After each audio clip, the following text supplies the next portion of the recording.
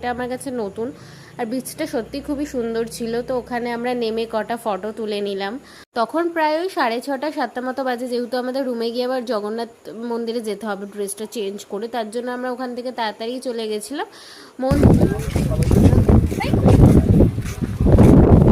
এখন অবস্থা খারাপ, ফটো তোলা হয়ে গেছে, ফটো তুলছি।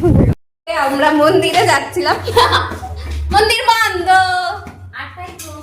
8টায় ক্লোজ। আবার আমরা এখন চেঞ্জ করে যাব বিচে, মানে আমাদের 4তলায় রুম। আমি যেতে বলছি 7টা থেকে, মোড়ে চড়ে 8টায় বেরোলো। মানে আমাদের 4তলায় রুম। আমাদের কত শরীরে মানে আমাদের আমরা একদিনে 4বার ড্রেস চেঞ্জ করেছি। এখান থেকে মনে হয় 10 বারের বেশি ওঠানামা করেছি। আর শরীর চলছে না। আবার কালকে সকালে যাব বাড়ি যাওয়ার আগে জগন্নাথ ঠাকুরের দর্শন করতে।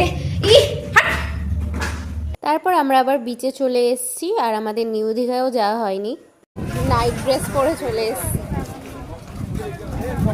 আর দীঘা এসে সামুদ্রিক মাছ খাবো না, এটা কি হয়? বিথিকা বলছিল কাঁকড়া খাবে, তো ও কাঁকড়া নিতে গেছিলো, কিন্তু কোনো একটা কারণে বলছে কাঁকড়া নেয়নি, চিংড়ি মাছ নিয়েছে।